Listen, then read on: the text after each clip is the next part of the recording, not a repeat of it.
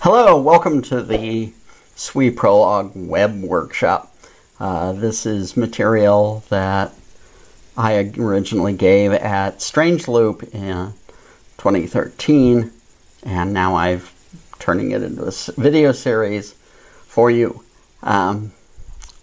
So you'll want to follow along with the material that's in the GitHub repo link below. So, we'll start in one of two modes, either in production or in debug. If we start in production, we start with SWPL and this file, production.pl, and you can see that it does little more than call a module called load that loads things in the order I want, and then opens and then calls Strangeloop. The Strangeloop server in turn just calls Strangeloop with a port number, and this prints out a little debug and then starts the HTTP server, passing it HTTP dispatch. HTTP server is the multi-threaded server for SWI Prolog.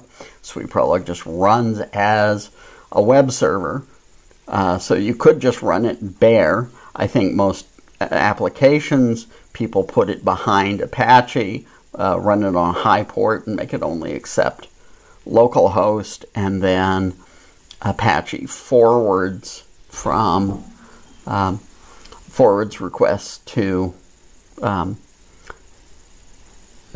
high port. So, and that's just done for basically. I'd rather trust Apache to be secure than an exposed Prolog program, and to be performant and DDoS resistant. So, okay, we have HTTP server. It starts the multi-threaded server. There are several servers, but the HTTP server is basically the only one used anymore.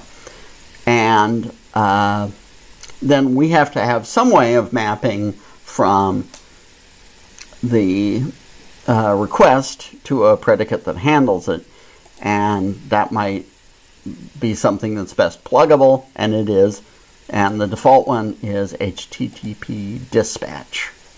That's the one that's provided. Rivo-Lanomitz has actually written a different one. However, most of the things Rivos did have now been rolled into HTTP dispatch. So that's how the server starts. If you've done any work on a large website, you know that sooner or later you discover that somebody wants to move the URL path of something, and let's go down here. This is a typical URL, and this is the path portion. And as the website gets bigger, those inevitably need to be moved around. To save pain, SWI Prolog has a very handy system called the abstract path system. You're given one abstract path, root, which always is just slash, and you can descend from that. So this would be just slash help source. But you can define your own equivalents of root and have them start wherever you want, and then you can change them where you define them, and suddenly they're someplace else. So in this case, we have a little problem. In debug mode, I have the literate server, the literate docs server running, and it wants to serve on slash, on the root.